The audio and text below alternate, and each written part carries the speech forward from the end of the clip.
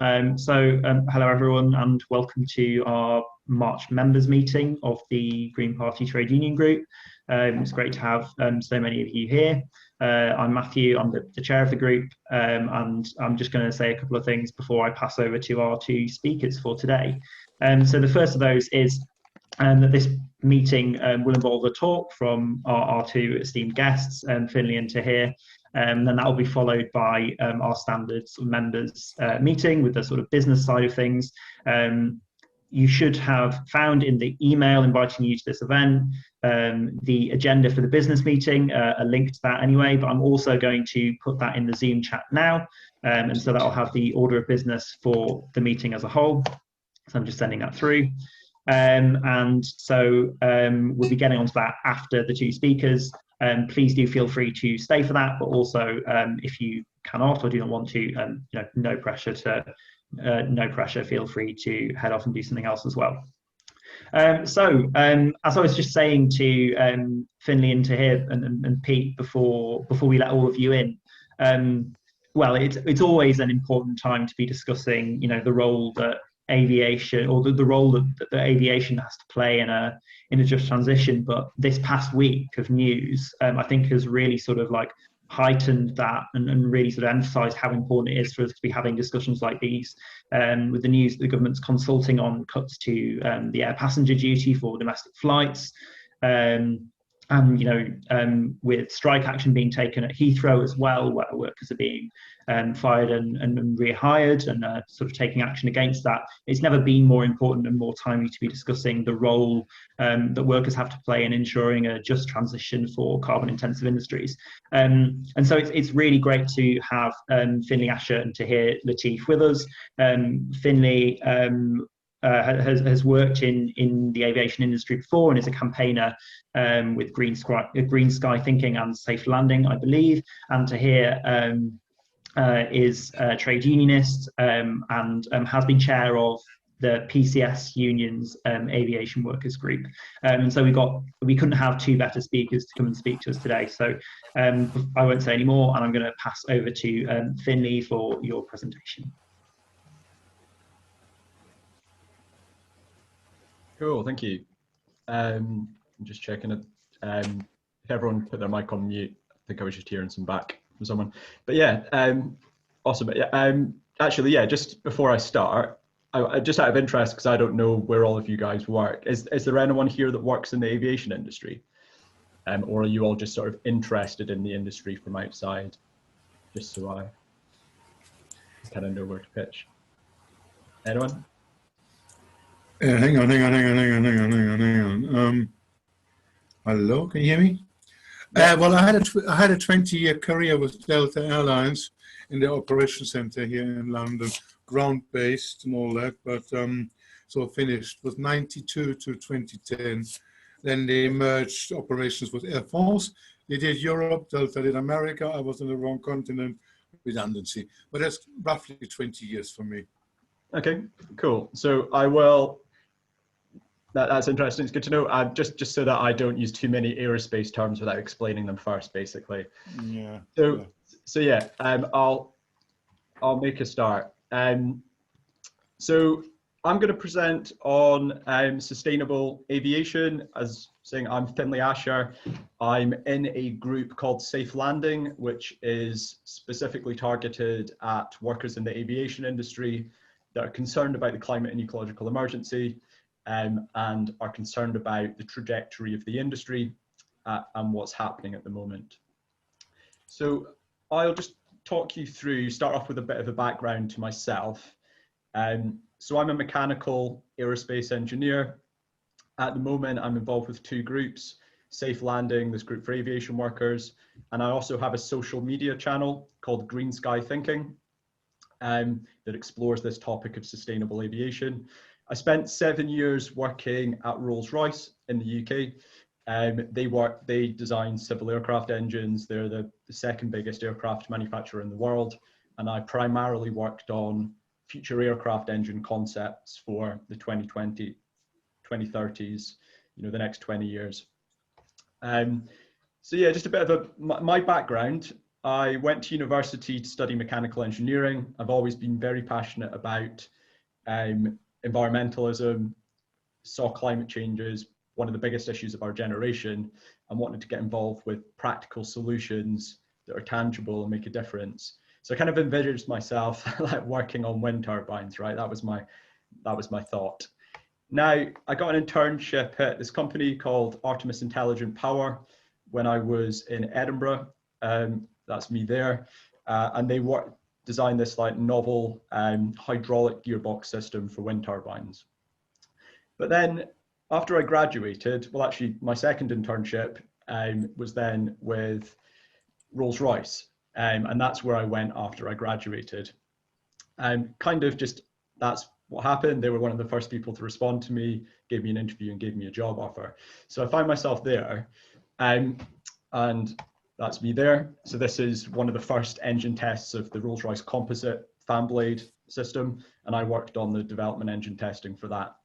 And what I kind of did, I had this concern. I never was deluded that aviation was anything but a very high pollution activity. But I thought, okay, well, if I can work on the cutting edge technology in this area, you know, I can work on engine concepts that will give us a 10, 20, 30% reduction in fuel burn, then yes, it's got a big impact, but I can help reduce that impact. That was my thinking.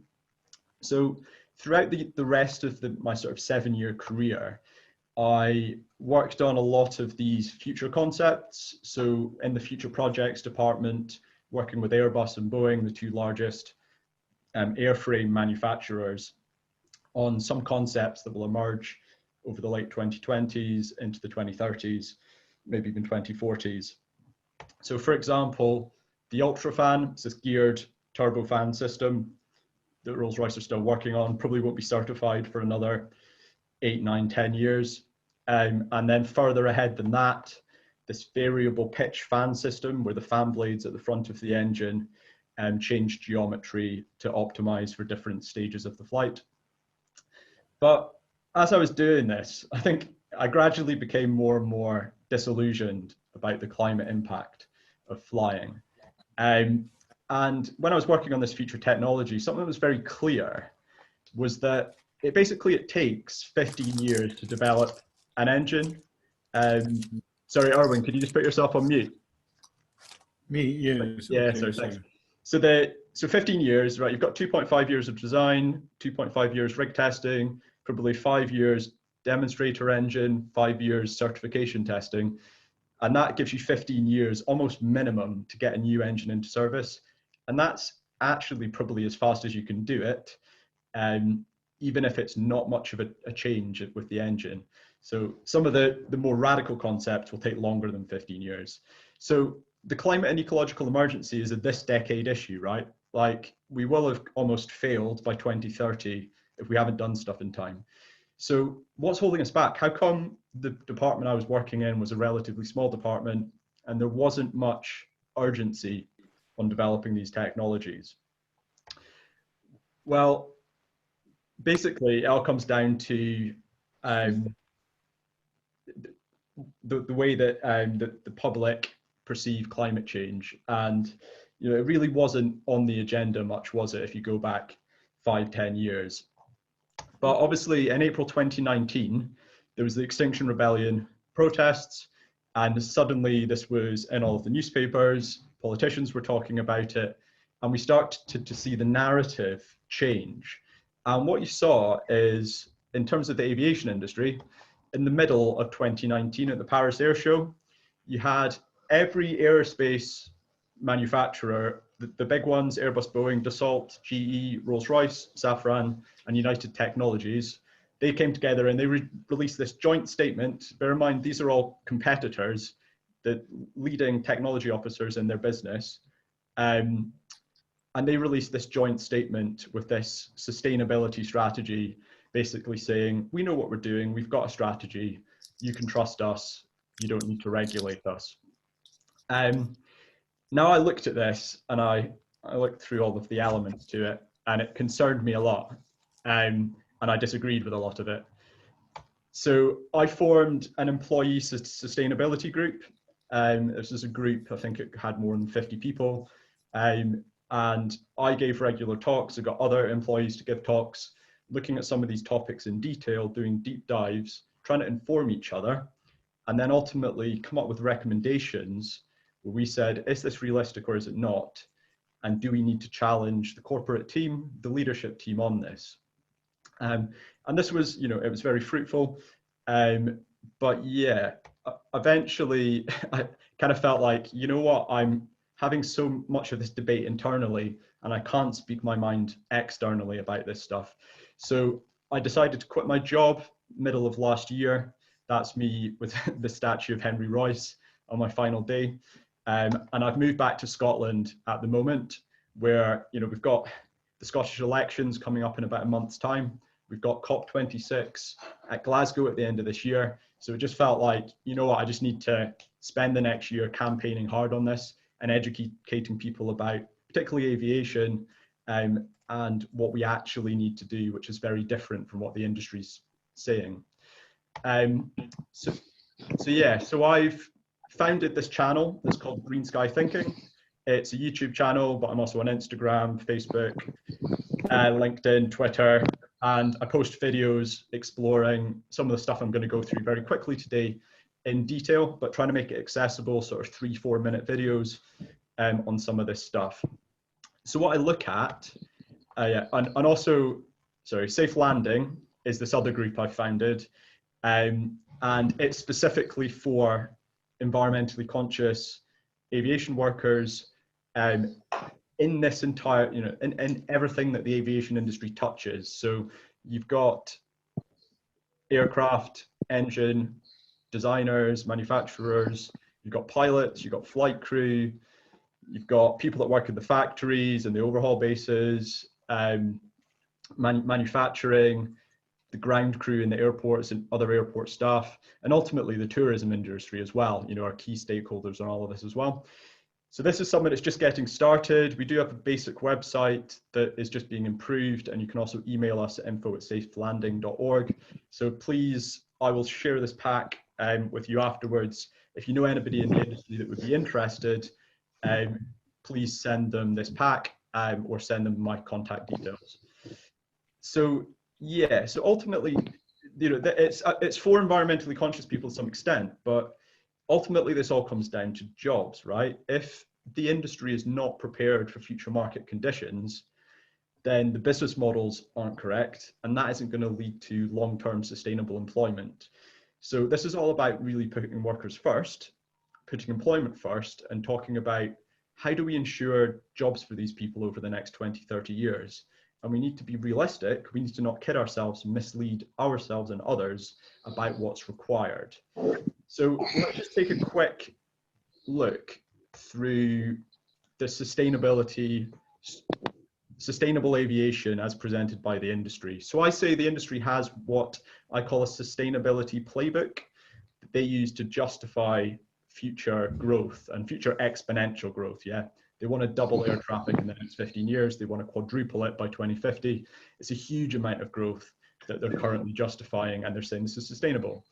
So it's very much a narrative and a story that is perpetuated through the media directly by industry. And it's very confusing. So let's go through it and break it down, okay? So the first thing you see is people say aviation just isn't a big problem. Yeah. They love to mention, if you look at global CO2 emissions, this is 2019, aviation is sort of 3% of CO2. And, they say, well, we're only a tiny slice of the pie. Don't focus on us. Go look at road transport, go look at domestic heating, go look at industry, go look at the grid generation. Now, that in itself is a bit misleading, right? Because 3% of global CO2 is more than the UK's emissions, Mexico's, Brazil's. If it was a country, it would be maybe 7 or 8 in the world in terms of total emissions. So 3% is still a huge amount, right? The next thing is, the big problem is it doesn't have a decarbonization strategy. So when you fast forward to 2050, it's quite likely it will consume, on current trajectory, around a quarter of all CO2. And CO2 isn't the only picture. You've also got non-CO2 impact. So you've got nitrogen oxide, water vapor, soot, aerosol, contrail formation, those all contribute and mean that aviation is actually warming the climate at approximately 3 times the rate of just the CO2 alone. So you really have to kind of, you basically end up doubling it to get the actual impact. So currently it's more like 6%. And you know, if it was 25% of CO2, it'd be more like 50% of total emissions in 2050. Now that's the latest science that's saying that. So let's have a look at, okay, how they say that they are going to decarbonize. And there's these 4 pillars talk of. The first is efficiency improvements. They talk about making aircraft more efficient every year. Like I was saying, like I thought I was working on and making a difference. There's electric flight. Let's switch out the fuel and just have batteries like Tesla. Or sustainable aviation fuels, alternative fuels, so biofuels or synthetic fuels. And finally, carbon offsetting. So let's look at aircraft efficiency first. So the thing is, what's really important to note is that if you look at 2020 compared to 1970, okay, 50 years, aircraft have improved their fuel efficiency by about 80%, like a huge improvement. But what's happened is that hasn't resulted in emissions reduction, it's resulted in air traffic growth. So basically it's easier to fly. You can use that efficiency improvement to fly further, to fly more regularly. And what's happened is we've got this huge growth, exponential growth in passenger kilometers. From 1970, we're down about 1 trillion passenger kilometers. We're now at more like 7-8 trillion passenger kilometers today. Now, what that means is aviation emissions have been increasing exponentially as well. So this red line, 1970, it was around 300 million. It's now up at about 1 billion tons of CO2 a year in 2018. So that's the real picture. Efficiency improvement so far has resulted in this massive emissions increase. Despite this is a bit counterintuitive, but it's true. So efficiency improvements into the future will have this exact same result. So now we go on to electric flight. Yeah. Now the important thing to realize about electric flight is because of the weight of the batteries, it's only viable for very small aircraft flying very short distances. What that means is that, you know, if you're flying for 1 or 2 hours max, that really you're always much more efficient if you go on the ground, stay ideally in public transport, a train, a coach, a ferry. It's a far more efficient use of electricity. At that range, we just really shouldn't be flying. So it's a bit of a misnomer, really. And while we will see electric flight and it will allow us to get around quickly with lower emissions, it's really not going to make any dent in aviation emissions. So next we've got hydrogen flight. Now this can go further than electric. So rather than just small aircraft, it's going to be more medium aircraft flying medium distances. But again, quite short haul compared to what we expect now. So still sort of 2-3 hours, I'd say at most, in anywhere in the next sort of 20 years. Also, just time is against us with hydrogen, right? It'll take over 15 years for us to develop and certify the first aircraft. And in general, aircraft remain in service for 25 years. So really, all of the aircraft going into service in the next 5 years are going to be the ones that are still here in 2050. Most of them won't be hydrogen. So hydrogen will only be a smaller piece of the picture. And next, it just requires very different aircraft. Because of the volume of hydrogen, they'll look very different. That's why this aircraft here is so bulbous looking. Higher volume, it's got higher weight, more drag, it's got all these issues. But also the aircraft are just a very different size, which means you need different types of airports. And also hydrogen is very energy intensive to make. So we just can't afford to be making lots of hydrogen at the moment. It will need to be relatively small scale.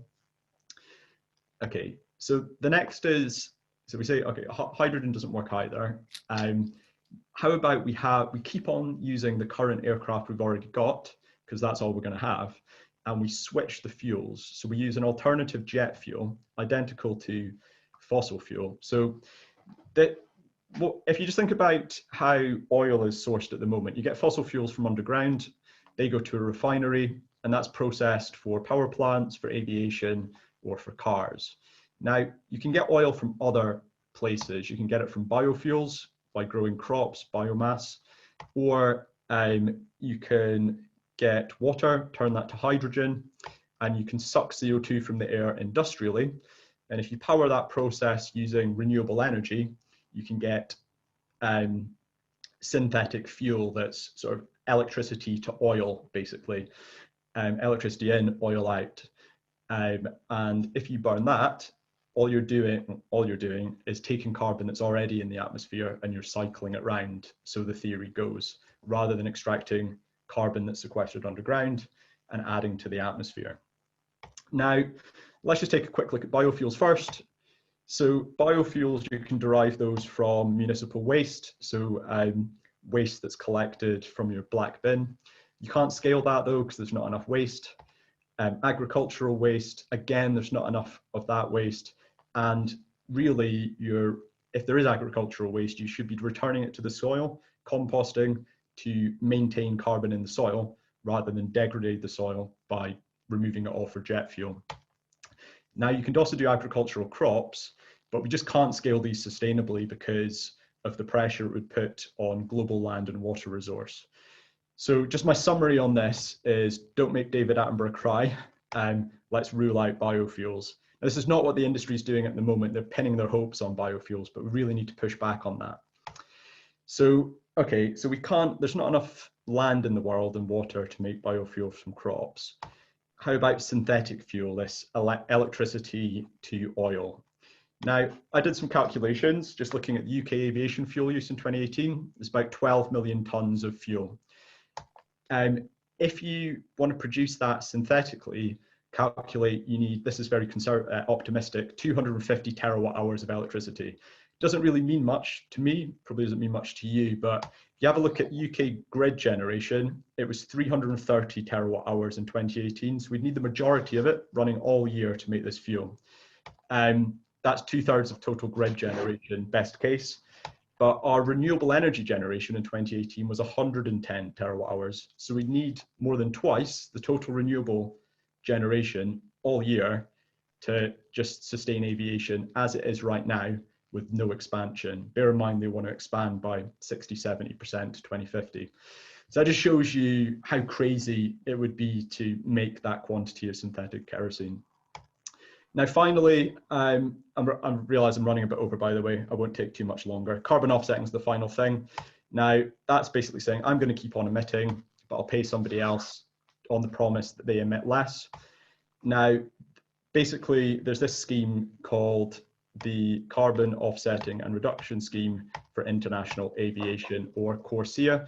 And this is basically the only regulation for international flight at the moment. It's got numerous issues, and I've got a YouTube video on this if you're more interested. But at a high level, the big issue is the majority of carbon isn't offset, because all they do is they've only promised to offset anything above 2019 levels into the future. Now, obviously, right now there's less emissions than last year because of COVID.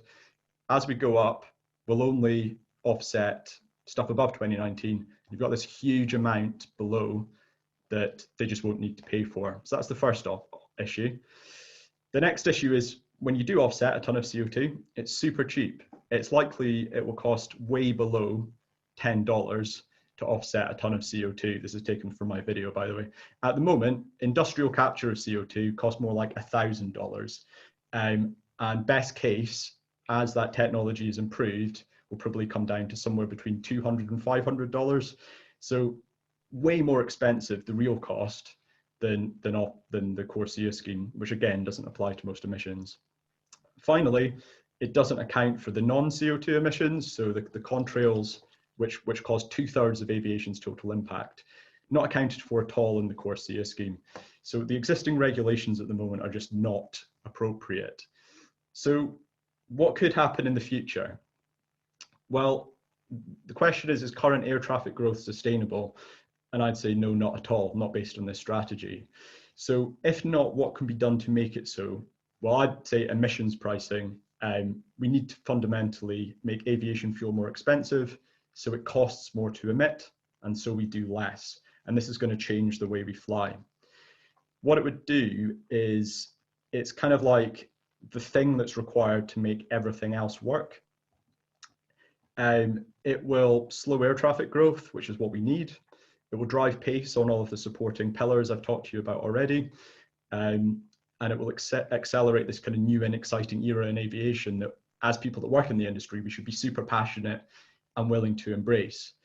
So yeah, let's embrace the challenge is my pitch to people that work in the industry. But why is this important? Well, as I said, we double air traffic every 15 years. So 2003, we had half the air traffic we had in 2018. And projecting forward into the future, this is Airbus's stats. They're saying, let's double again by mid-2030. Now, obviously, we've got COVID-19 and we've got this drop in air traffic. But of course, Airbus and Boeing are saying, no, we'll just return to business as usual and we'll ramp up air traffic again. But obviously, you know, we're fighting COVID at the moment, but we've got this specter of climate change that's hovering over us. We all know it's there. We all know it's not going away. And we all know it's going to be a much bigger challenge.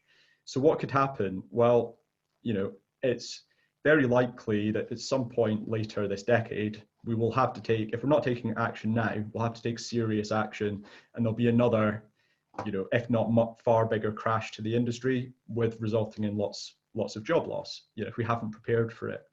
So my pitch really is, we want employees to actually question the leadership on how realistic this trajectory is.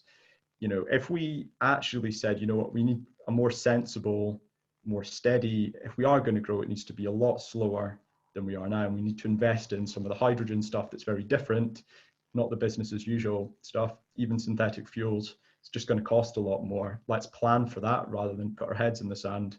Then we're much more likely that we've got a sustainable business models and sustainable employment far into the future.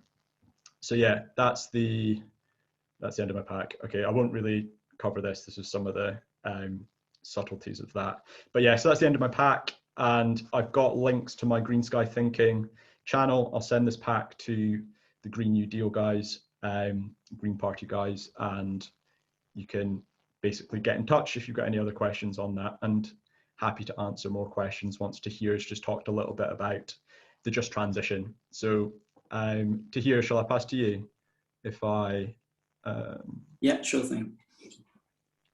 Stop sharing.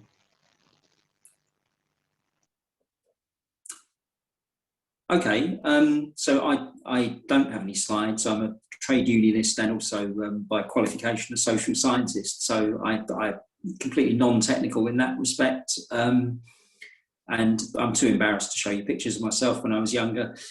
But I am, until recently, I was a member of the Public and Commercial Services Union, PCS. I was a member of the National Executive Committee and also president, as Matt said earlier, of the Aviation Group, which represented workers in airports, admin workers, and also security team leads,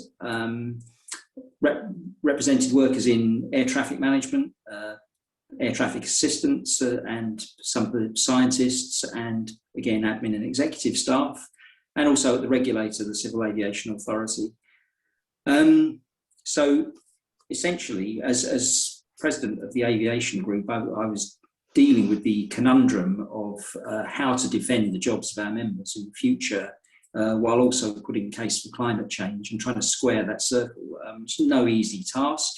Workers understandably want to retain their jobs and perceive anything that might change as a threat to those jobs, and therefore it's quite difficult to kind of put the two ends of that equation together. But spent many years working on strategies for just transition, Green New Deal, alternative employment plans. The Gatwick Green New Deal report that Matt referred to earlier is one example, which I hope you may have seen, that's just come out recently. Now, what you've heard from Finlay is a whole other dimension to the issue, about the future of what the industry could look like. And at the moment, I would say it's an aspect that is kind of underappreciated and not thought about as much as it should be. You know, as environmental activists, certainly we tend to gravitate towards, well, we must reduce or eliminate the amount of flying that we do. I've just seen the comment in the chat there. And campaign against the expansion of the industry. But actually, there's a whole other question after that of, well, what will flying actually look like once you've done all that stuff, or if you've succeeded in those aims? And that's kind of, that's really the value to me of a presentation such as the one that we've just seen. My own involvement in that side of things, really, it came home to me a couple of months ago when I was invited to a meeting of the European Transport and Environment Group. And most of in fact, all the attendees, apart from myself, were engineers or scientists of some kind, and gave great technical presentations. But what really impressed me was the genuine enthusiasm to get to actual solutions to the problems of aviation. Now, most of these people work for aviation employers, and so, of course, their scope for a solution is kind of conditioned by what the industry would allow. But nevertheless, it was really good to see some real enthusiasm for getting to solutions, not just industry greenwash about what can be possible, but actual solutions that would help to solve the problems.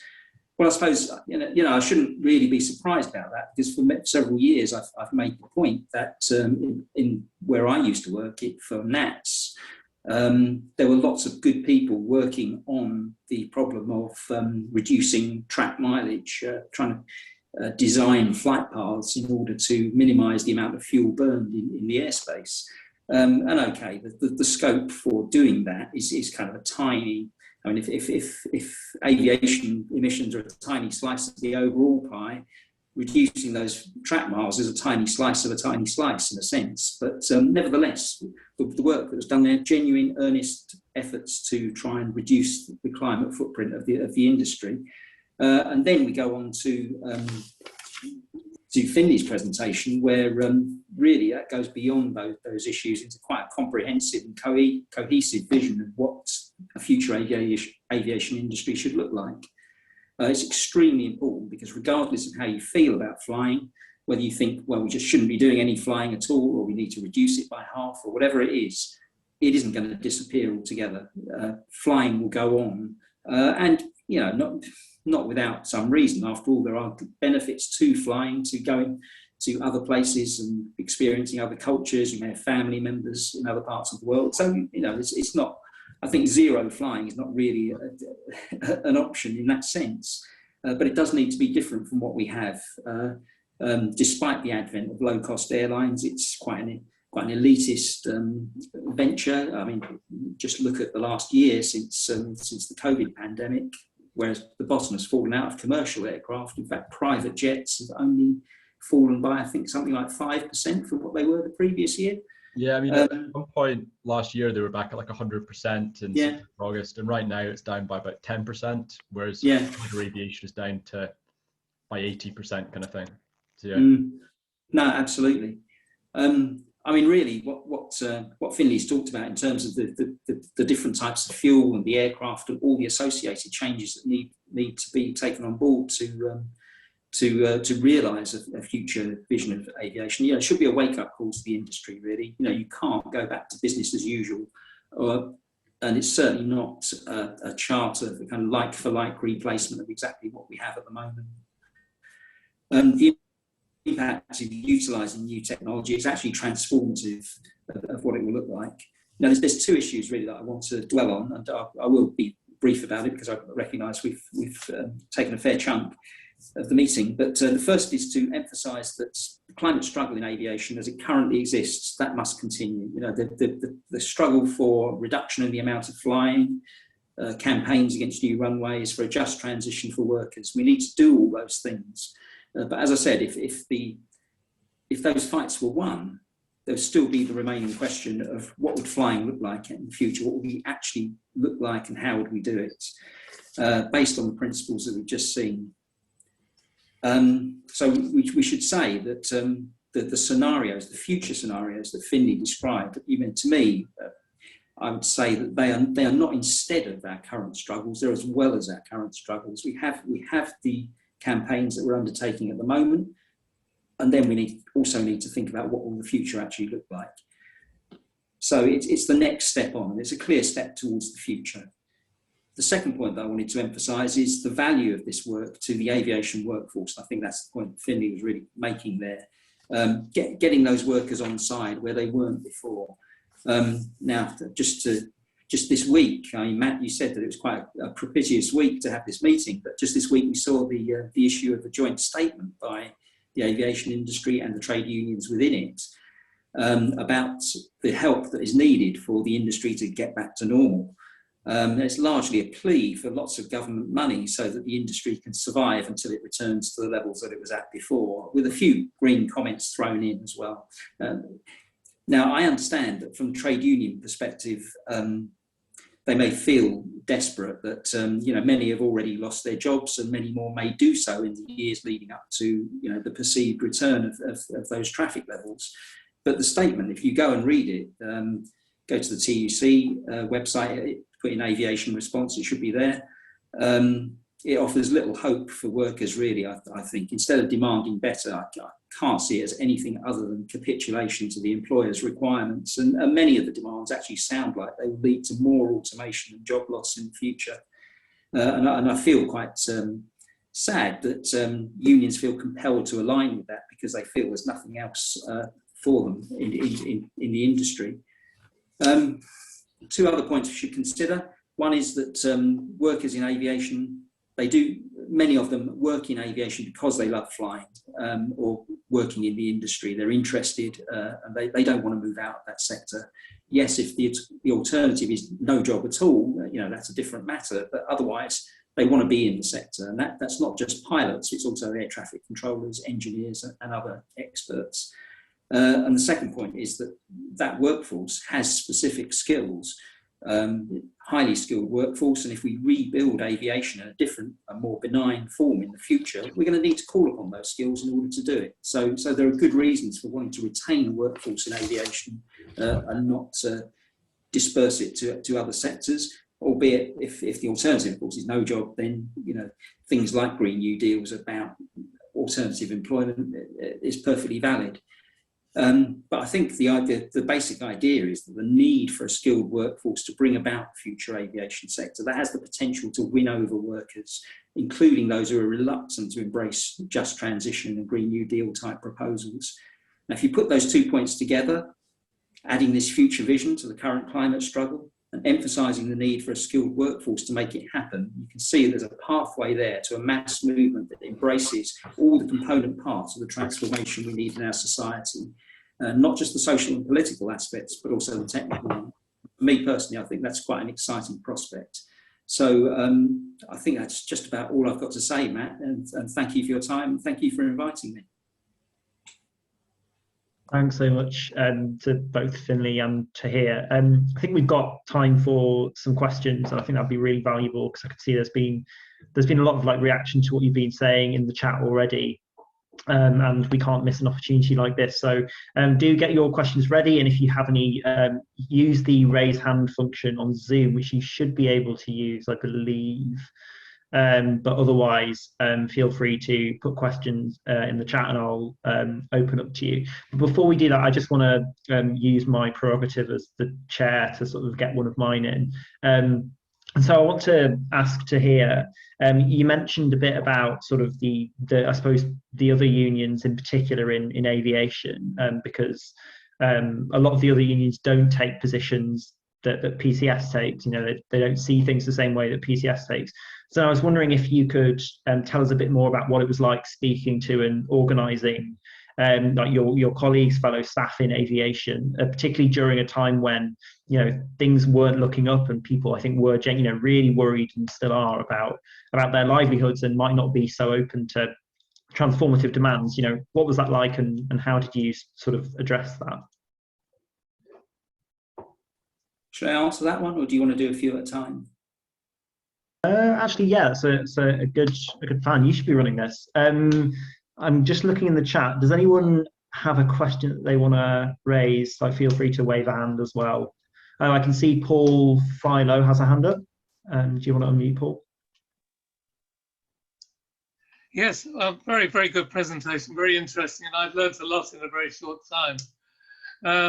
Yes, the question I wanted to ask is that the presentation really showed that there's no real way of producing a green aircraft industry. There is ways of actually reducing carbon and other awful things going up into the atmosphere, but there's no real way. At the same time, clearly, we have to try to support workers to save jobs.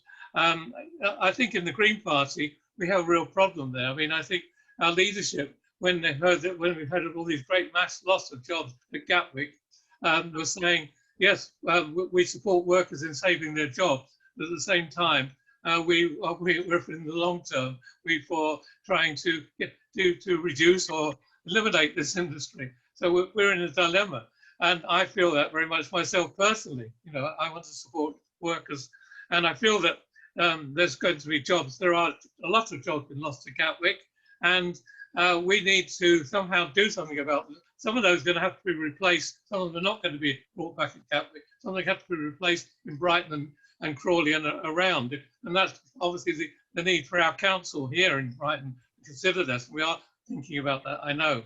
So because the question really is how do we square the circle? Cool. Do you want to take those two first? I'll take the second one, shall I, Tahir? You can do the first. So you do the union one first. Yeah, it's a difficult one actually, because there's no simple answer. Essentially, if you're a trade union in aviation, then you're expected to kind of support the industry. And you know, I mean, I understand it, and it's kind of even more of a it's become even more of a problem in the last 10 years, I would say, because of austerity policies and, you know, the creation of the gig economy and, you know, other wonderful inventions like that, you know, that have generated fear of losing one's job that goes beyond what we had before.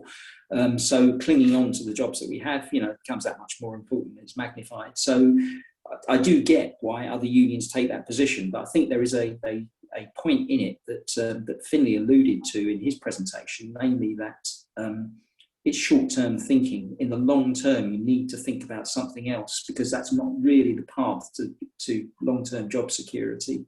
Those jobs, at some point, we will run up against a problem, or aviation will become so problematic that it's just unsustainable to carry on like that. And so therefore, if you're really interested in protecting jobs, and then you need to disalign yourself from the employer and actually start putting those demands forward. And you said, Matt, about my own union, it is difficult there as well. I mean, most of the members there are very much protective of their own jobs, and trying to sell them the idea of a more environmental approach to aviation is, you know, it's about going hand in hand with what the other possibilities are. I mean, it's far too complex to go into now, really, but yeah, not easy would be the simple answer. So yeah, that's to kind of go on from there, right, and looking at what the alternatives are. It's really, really, really important to remember that the leadership of any given company care about quarterly results, and at most they care about what's going to happen next year, right? And if you want maximum jobs in 2022, then don't tax aviation fuel, expand the airports, make it look like it's going well, do all of these things, and your share price will be higher at the end of the year, and maybe they will be taking jobs on and stuff in 2022. But you know, if you want a job that's going to last for 5 years, for 10 years, then what's the reality given the climate and ecological emergency, and given what the government's promised? Like, we will exceed our carbon budget for 1.5 degrees C in the next 6 years, right? So there's going to be serious things that we're going to have to take, and the longer we wait, the more drastic action we have to take. So this is all just about saying the jobs thing is just purely a timeline. You know, if you look in 10 years' time, then we're going to have to be radically changing the way we fly, the way we move around, even on the ground. And if you don't prepare for that, then you'll decimate the industry, right? So when you think about it in terms of 2030, it then becomes very clear what you need to do. Now, most employees will probably still be working in 10 years' time. Most CEOs, most chief technology officers will probably be retired. They've taken their pay packet, they've gone. You've got to understand that time horizon that's very different, and that's the really important thing to get across. Now, in terms of what Paul asked about technology, yeah, basically, there's not going to be a change in aircraft technology for another 15 years. So in terms of climate change, that doesn't matter anymore. It's only existing aircraft that we've got to deal with. The only thing you can do, as I said, biofuel is a false solution. It makes things worse than fossil fuel, genuinely. So it's got to be synthetic fuel, making it from electricity. And that does improve the pollution, and it does mean you're not extracting fossil fuel from deep underground. But the reality is it's super inefficient, and it's very, very, very expensive. And I'm talking 5 to 10 times the price of conventional fuel. So that's the reality is we're going to need to use that, but it's going to be so expensive that it's going to make air travel more expensive. And therefore this growth will not materialize. I put this to the CEO of Heathrow a couple of weeks ago. It's on YouTube, and he couldn't argue with me. But he wanted to distract. There's a lot of distract. You're trying to straw man me and say, well, you want us not to fly at all. And I'm not saying that. I'm just saying the growth is unrealistic. It's actually a complete waste of money investing literally hundreds of millions in expansion of Heathrow, predicated on long haul flying. If aviation fuel goes up by 5 times, 10 times the price, people aren't going to be flying long haul. You might switch from a 10-hour flight to a 5. If you're doing a 5-hour flight, you might do a 2-hour flight or just take the train. At that range, you want to just take the train or use ground transport. But you're going to see a lot less long haul. And this is all about the leadership just scenario planning for realistic future, and then adjusting the business models for the employment. So it really is all about jobs, and it's a real misconception to say it's not. So that's the exact narrative that we need to challenge. Wonderful, thanks so much. I think we'll go back for a couple more questions, and we'll take them in a group as well. So I'm going to go first. I'll go first to Lois Pennington, and then I'll go to Roy Sanderson, who's had his hand up as well. So Lois first. Oh, thanks, Matthew. Yeah, I just wanted to ask, firstly, thank you both. That was a really interesting presentation. It was really good to get your insight. I wanted to ask Finlay to elaborate a bit more on what you were talking about biofuels. You said that they're not scalable, especially like when it comes to like sourcing them from waste and biomass, and kind of residues. When you say they're not scalable, are you talking to kind of cover the entire demand of the fuel? Because I know at the moment the Aviation Authority is kind of targeting to have about 30% of fuels from being sourced from biomass being SAF by I think 2030 or 2040. So obviously they're kind of planning to have it supplement rather than replace. So yeah, I kind of wanted to ask a little bit, elaboration. You're muted, Finlay. Sorry. And we'll go to Roy as well, just before, and then take them both. Cool.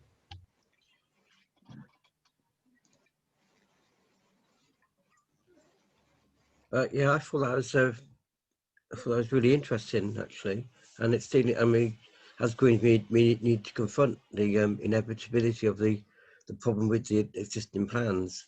I mean, we can't ignore the invention that is air travel. I mean, it's human development, and so somehow we've got to incorporate that into some kind of a plan for the future. The plans that seem to be developing from the two speakers who were excellent today, and I think Greens and the Green Party Trade Union Group definitely need to take some of those issues on and say what is the reality. I think the issue of waste. My local cement plant uses waste to power itself and makes cement and stuff using domestic waste. I mean, I'm totally against it, but I can see that there's a gain there. So I'm not totally sure about that position in terms of using it as a fuel. I just think it makes us in the green movement step back a bit and look at what we need to be saying, really. Because we can, like I said, we cannot not reinvent. We can't ignore the invention, which is aircraft and air travel. But I think I just want to compliment really the two speakers were excellent today and really gave me lots of ideas that I've not really heard before. So thank you. Thanks. Right. So what you've both picked up on, right? So the aviation industry is pushing biofuels, and I talked about crops, but also it's pushing fuel from waste, which Roy mentioned as well. So definitely, and what's important to say is the industry deliberately tries to make things complicated. For a start, they've called it sustainable aviation fuel. Now, this is something I can tell you that Shell, the fossil fuel company, came up with the terminology sustainable aviation fuel, because biofuels, everyone know, like say biofuels to someone that knows about environmentalism, they say bad idea. So they were like, we call it sustainable aviation fuel and we might be able to trick people. And so far, to be honest, it's working. And so let's just take a look at the, I'm not sharing my screen, am I? Just try and do this very quickly. So the key thing is, if you did do fuel from crops, if you basically made it from wheat, you'd need to use like the entire global human food calorie requirement to turn biofuel into fuel. So to grow, so you need all of the land currently used for agriculture just to supply the current requirement. And the industry is planning to triple fuel use by 2050. So that just shows you how insane it is. Right? And biofuel is a very poor conversion of sunlight into energy. So it's fundamentally a bad problem from a technical point of view. Now, what they say instead is, well, we'll make it from waste. And if you look at my old company, Rolls-Royce, said we'll run their engine on sustainable aviation fuel. And it basically came from animal fat. When I looked into it. Now, the thing about, the other thing is, this is not a new thing that the industry is proposing. These targets, they've been giving alternative fuel targets for the last 15 years. Each target, which get each time get progressively lower. So they're down at like 1-2% now, the target. And this is the actual performance against those targets. So the past 15 years, they've had a chance and they've completely failed to scale these. Now, the final thing was, we were talking about, this is quite a good infographic as well, just showing you the yellow is the total number of gallons and the red is sustainable fuel. So 5 million versus 90 billion. It's so far off. But yeah, even fuel from waste. So I just want to show, can you see this? Ellesmere Port. This is 15th of February, about a month ago. This is somewhere in Liverpool. It's going to be a fuel to waste, so-called sustainable aviation fuel plant, and it's costing £600 million of investment. Now, this is an awful, awful, awful investment. It's basically the Cumbrian coal mine, because what it's doing is it's taking black municipal waste and it's basically incinerating it, but rather than put it to an incinerator, you turn it into jet fuel and you burn it in an aircraft, right? So what you're doing is, rather than incentivizing recycling, you're incentivizing a non-circular economy that continues to use more and more single-use plastic, putting that in the bin. Someone's paying you for it, and then they're burning it in an aircraft in the sky. So it sounds like it's sustainable. I can tell you it's not sustainable at all. It's awful. So we really need to hit back at those narratives. But they're currently winning. And if you look at the union thing that came out, they're asking for support for sustainable aviation fuel facilities. That's no job in aviation. That's fossil fuel jobs in these plants. And they just want to prolong the life of that. That was previously a fossil fuel refinery, and it's looking like its future's numbered. So they're like, let's call it sustainable aviation fuel refinery, and it will last for another 20 years, and we'll get some contract from the government. So this is a huge topic right now that we really need to fight and make it about jobs, because that isn't sustainable. It's the same as the coal mine. So yeah, that was a long answer, but do you want to go on to Brent? Yeah, yeah. You hear me? Yep, spot on. Air cargo freight, free ports, and government strategy.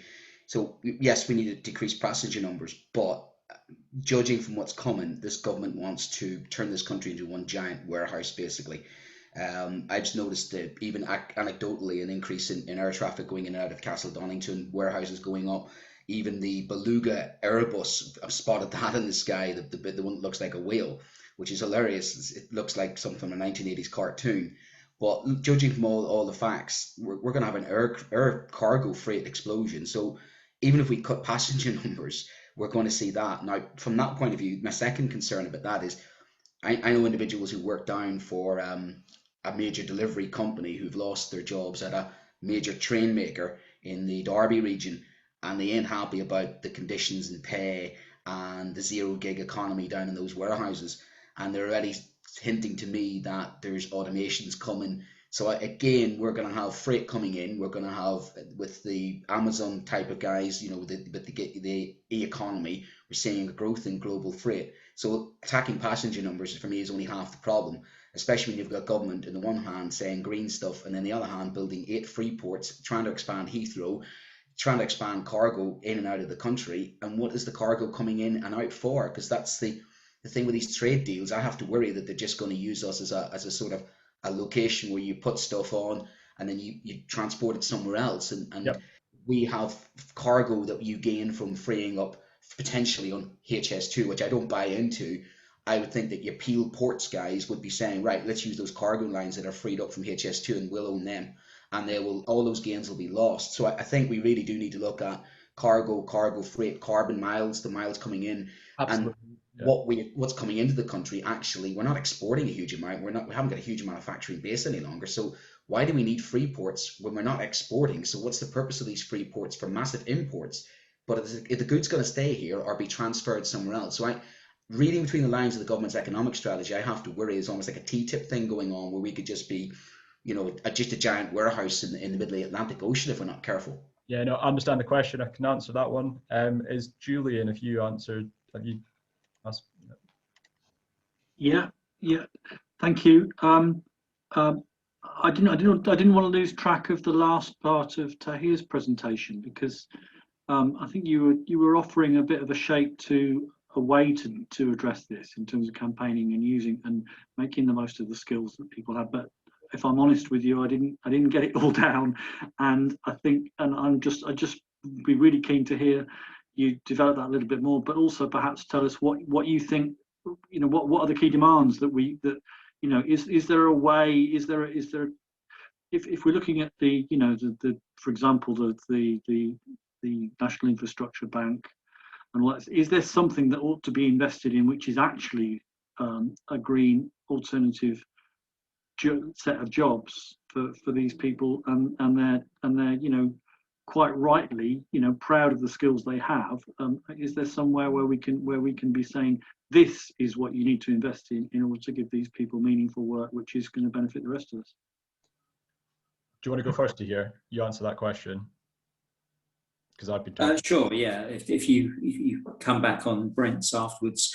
Yeah, thanks, Julian. Appreciate that. Essentially, I mean, I was really talking there about the need, or if we reconstitute the aviation sector in a different form in the future, along the lines that's been described, then you will need a lot of the workers who might otherwise be falling out of jobs. And that's kind of a good news story, because I had previously been operating on the basis that, well, if we succeed in reducing the amount of aviation, you would also have a commensurate loss in the number of jobs, and you need to have plans for redeploying those workers to other sectors. And okay, we've got some pretty good plans, and I'll come back to those in a moment. But if you can, I mean, personally, I look at it as a kind of concentric circles model, that if your first option is that you can redeploy those skilled workers within the sector where they have the skills, then that's got to be the best outcome. So this kind of more labour-intensive vision of the future of aviation, based around these different types of fuels, different time frames, different lengths of journey, does provide you with an opportunity for that. So that's a kind of first port of call for workers who are currently in aviation or may have dropped out recently, have skills that would be useful in that sector. The next one out is to say, well, let's look at other forms of transport. If we're going to be rebalancing between aviation and other forms of transport, where is it possible to redeploy those workers in ways that make use of their skills? Or if you can't make use of their skills, then what about having the kind of retraining programs that you need in order for them to be able to take other jobs rather than have no jobs? And then beyond that, you can go beyond transport to other sectors where the same thing might apply. So it's kind of a staged approach to, you know, how you could utilise the workforce essentially. Now, I did just want to touch just before, just because it also harks back to a question that Paul Philo asked at the beginning, and I know it's kind of interest to people if you're in a particular part of the country. The Gatwick Green New Deal report, which is really about those outer circles of that model that I've just described, about what other jobs could aviation workers be deployed to. And I don't want to, I know we kind of have this kind of glib conclusion about, our plane pilots can be train drivers, and it's not particularly as glamorous as the other thing. I think that's a little bit too prescriptive, but what we can do, I don't think it's unreasonable to identify where the skills could be their skills could be applied, or where retraining is needed. What we did in terms of that Gatwick report is to really do quite a rigorous assessment of the local needs in terms of social and public services, what jobs in what sectors, and try and match that against the available workforce. And the thing that I would say in describing that is that we've also got interest at both Leeds Bradford Airport, where they've got a campaign against the expansion of the airport, and of course Heathrow Airport, the No Third Runway campaign, both interested in producing similar kind of analyses of what the locality needs in terms of social and public services, actually breaking that down by sector, and therefore what can we sensibly do with the available workforce in terms of redeploying them and retraining them to meet those needs. So I think the thing that excites me is that there's also the possibility that if these kind of movements pop up in different parts of the UK, okay, you've got an absence of leadership at the top from the government. I mean, we know what they're like and where they're coming from. But if you can do this and you link together those you start to build a big movement for change that can't just be ignored. And I'm very glad to say, in terms of Gatwick, just in finishing this point, is that there is interest from local councillors. We have been having discussions with them. I see Ian's just arrived, who's one of the group that's helped to produce this, is having discussions with local trade unions and local councillors. Also heard that Caroline Lucas is tabling an early day motion next week to try and get it talked about, to solicit MP support. So I'm glad to say there is a little bit of momentum behind it at the moment. Yes. Cool, thank you. Yeah, so we're doing.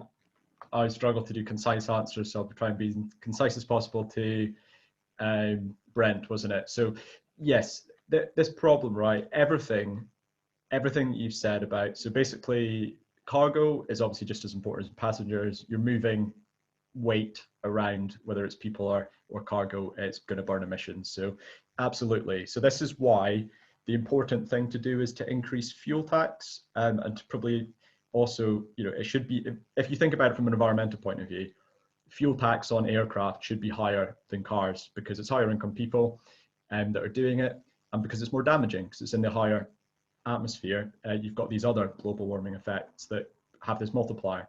So from an environmental point of view, fuel tax and make it double what road is, but that's not the case. It's about like 10% of the road fuel tax that you're paying, even if you're minimum wage. So it's a huge social injustice and climate injustice, and just not logical from an environmental point of view. But absolutely, the reason why we don't have it is because the UK and the US have positioned themselves as aviation dependent almost, but they're using it to boost the inequality of the world, as it were, via aviation, and they've set themselves up for that. Now, the big issue, and this is absolutely everything that's underpinning this, is if you have a look at the Paris Agreement, every country has to submit emissions reduction targets. They have to give contributions that they're going to put towards the budget. And no country includes international aviation or shipping in those targets. So this is my number one thing for 2021, is get that on the agenda for COP26. The UK is hosting it. The UK's got one of the highest per capita flights out there, so it doesn't want to do that, but that's what we should be doing. And if you want to talk about leadership and ambition, this should be on the table. So we need to do everything we can to have this discussion as often as possible to make people aware, because no one I ever talk to is aware of that.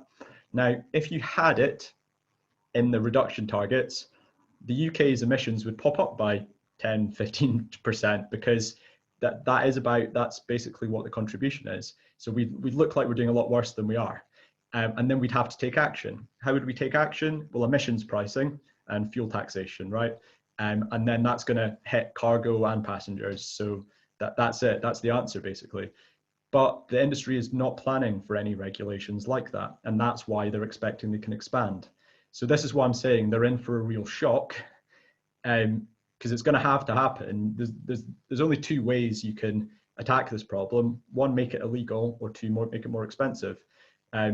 So that's really the straight answer. And then that comes down to, well, probably not going to make it illegal, they're probably going to make it more expensive. Okay, that's going to fundamentally change the way we fly. Now, for example, if you go from an 8-hour flight, you fly 4 hours instead, fly to Turkey rather than fly to India, you've saved a lot of fuel there. But still, there's not really that much less employment, right? Because a lot of the employment comes from before the flight, included over the flight, and actually you probably fly slower as well, because flying slower saves fuel. So maybe the time in the air wouldn't be too different. And now we're suddenly talking about quite a rebound in employment. So employment all comes down to like employment rights and workers' rights, and and that struggle, rather than the business models will adjust themselves to the market conditions. But there's absolutely a message that we can decarbonize while increasing employment. For a start, we're going to need to completely reconfigure our airports, reconfigure our aircraft. That's going to take a phenomenal amount of engineering work. And also, if you work on what is going to be the future, you then have exportable skills. You can go help other people. So there's a big case to be made if you want to. It's just clearly Airbus and Boeing aren't going to make that case, because it's going to cost them a lot of money to develop. Because it's going to be lots of employment, it will be a high cost to them. So they don't want to do it.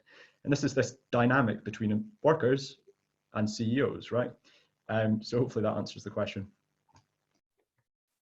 Thanks very much. And I'm afraid, I really hate to be the person who has to do this, but I'm afraid we're going to have to move the meeting on. And it is a shame, because I feel like we could have this conversation forever. And I'm sure that many people, still have questions. I can still see loads of hands raised. So I will say thanks to both our speakers for their presentations and for answering everyone's questions so well. And also, as Finlay said before, we will share the resources from these presentations and the contact details for the Green Sky Thinking for Safe Landing and for PCS Aviation Group as well, so that if you have any other questions, if you want to get involved or get in touch in any other way, you can do that at any stage. But thanks so much to Finlay and Tahir for coming to speak to us. It's been really, really thorough, really informative, and absolutely fantastic. And I can see that Finlay has already put 2 email addresses in the chat as well. So note those down for later. Just final thing is, if you do know people that are working in the aviation industry, please forward this to them. And we are going to look to run some workshops with Safe Landing to talk through some of this stuff. So it'd be great to get as many people involved. So please spread the word. Absolutely, and we'll definitely push those out as well.